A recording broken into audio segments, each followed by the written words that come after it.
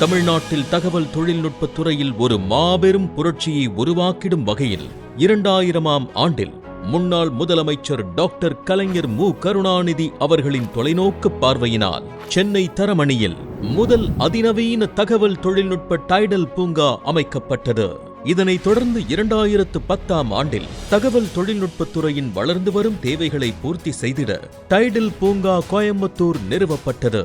மேலும் மாநிலம் முழுவதும் டைடல் பூங்காக்களை விரிவடையச் செய்து வேலை வாய்ப்புகளையும் பொருளாதார வளர்ச்சியையும் மேம்படுத்தும் வகையில் மாண்புமிகு முதலமைச்சர் அவர்களின் அறிவிப்பின்படி டைடல் நியோ திட்டத்தின் மூலம் நிலை 2 மற்றும் நிலை 3 ஆகிய நகரங்களில் 8 மினி டைடல் பூங்காக்கள் திட்டமிட்டு மினி டைடல் பூங்கா விழுப்புரம், சேலம் மற்றும் தஞ்சாவூர் ஆகியவை வெற்றிகரமாக திறந்து வைக்கப்பட்டு சிறப்பாக செயல்பட்டு வருகின்றது.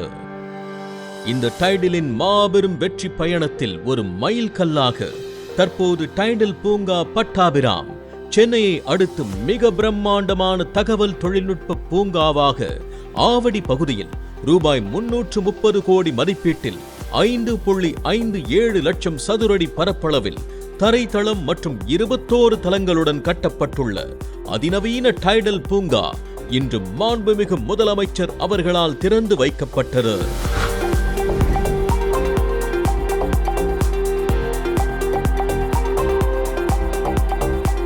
ஆவடி ரயில் நிலையத்திற்கு அருகாமையில் அமைந்துள்ள இந்த மாபெரும் கட்டிடம் ஐடி, ITES, BPOs மற்றும் ஸ்டார்ட் அப்ஸ் நிறுவனங்களின் தொடக்கத்திற்கு வழிவகுக்கிறது.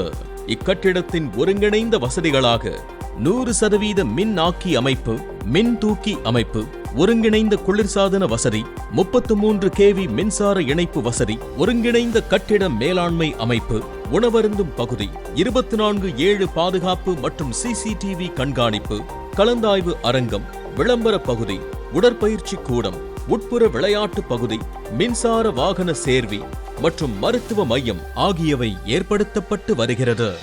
இத்திட்டத்தின் மூலம் 6000 இளைஞர்களுக்கு திறன்மிகுந்த வேலை வாய்ப்புகளை பரவலான வளர்ச்சியின் வழியே உறுதி செய்வதுடன் சமூகத்தின் பொருளாதாரமும் மேம்பட உதவுகிறது.